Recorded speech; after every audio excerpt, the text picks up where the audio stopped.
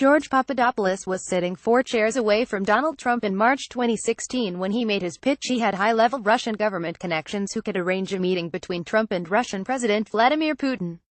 After debating the offer for 10 minutes, Trump and his top foreign policy advisors declined, said a former campaign aide who attended the meeting at Trump International Hotel in Washington. They shut it down, the aide said. But Papadopoulos didn't give up. For weeks, he continued to try to set himself up as a go-between with Moscow. A virtual unknown in foreign policy circles, he seemed determined to make himself a significant player. On Monday, Papadopoulos' quest for significance succeeded, although almost certainly not the way he originally envisioned. Federal prosecutors unsealed an October 5 guilty plea by Papadopoulos to charges that, in January, he had lied to FBI agents investigating Russian efforts to influence the 2016 campaign. The agreement disclosed that this summer, Papadopoulos had become a cooperating witness for the special counsel, Robert S. Mueller III. For months, he has been what the agreement referred to as a proactive cooperator, phrasing that suggested to legal experts that he has done more than simply answer questions. The chronology laid out in his plea agreement provided some of the clearest public evidence to date that Russians, including some with close ties to the government, had tried to reach out to the Trump campaign during the 2016 campaign and that at least some campaign officials had been strongly interested in reaching back. Papadopoulos, a 30-year-old Chicago native, is an unlikely candidate to have emerged as a key figure in the Russia probe. He had almost no foreign policy experience before being named by the Trump campaign in March 2016 as a foreign policy advisor. In particular, he had no apparent expertise in U.S.-Russia relations. But Papadopoulos, whose lawyer declined to comment on his guilty plea, was in some ways a perfect candidate for Russian efforts to contact the campaign.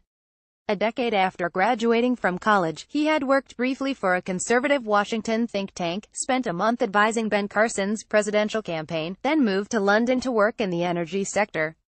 When the Trump campaign was scrambling to assemble a foreign policy team in spring 2016, Sam Clovis, the campaign's co-chairman and a former talk show host from Iowa, recommended Papadopoulos, according to the former senior campaign aide, who spoke on the condition of anonymity to discuss a subject that is under criminal investigation.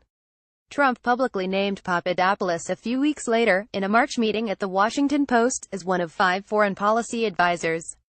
Barry Bennett, a former campaign aide to both Trump and Carson, now the Secretary of Housing and Urban Development, said in an interview that Papadopoulos had been let go after working briefly for Carson.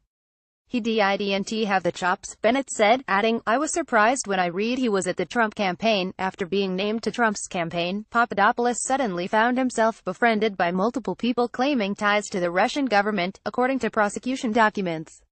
In one of the strangest examples, Papadopoulos told investigators he met a college professor from London while traveling in Italy on March 14, 2016. Although initially uninterested in talking to him, the professor took great interest after Papadopoulos told him he was joining the Trump campaign. According to court filings, the professor claimed to have substantial connections with Russian government officials, which Papadopoulos thought could increase his importance as a policy advisor to the campaign, the document said. The prosecution documents, which did not name the professor, identified him as a citizen of a Mediterranean country. The Washington Post reported that the professor appeared to be Joseph Mifsud, the director of the London Academy of Diplomacy. According to his online profile, Mifsud is a citizen of Malta. Mifsud put out a statement denying anything but academic contacts with Russian officials. Papadopoulos and the professor met again 10 days later in London. This time the professor brought along a Russian woman, whom he introduced as Putin's niece, although she turned out not to be.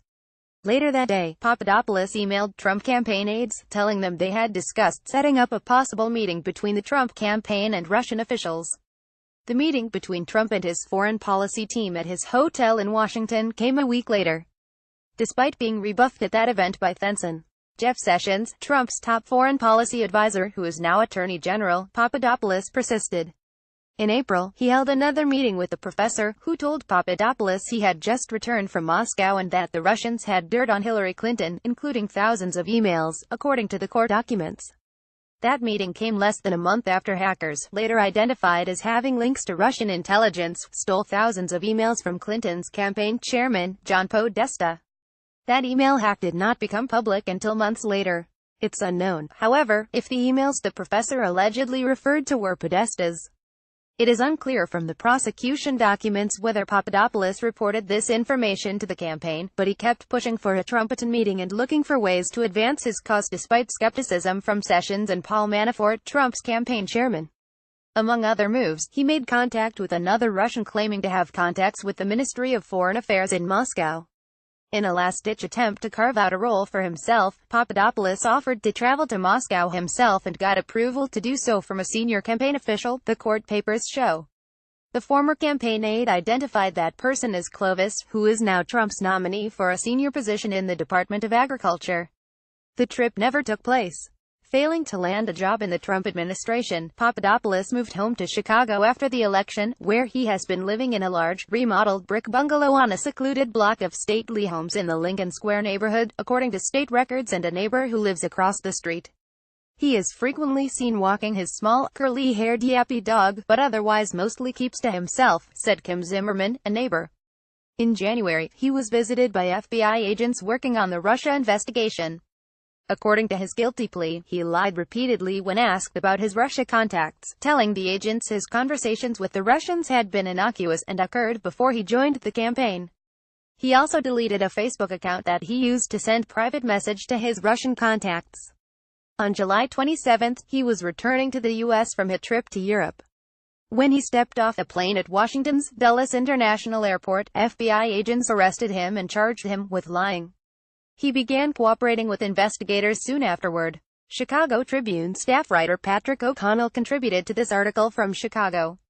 Caption David.Cloud@lawtimes.com Twitter @DavidCloud Latassa White House pushes a two-front defense blaming indicted aides and Hillary Clinton. Key passages from the indictment of Trump's former campaign manager. Federal court blocks Trump's ban on transgender people in the military.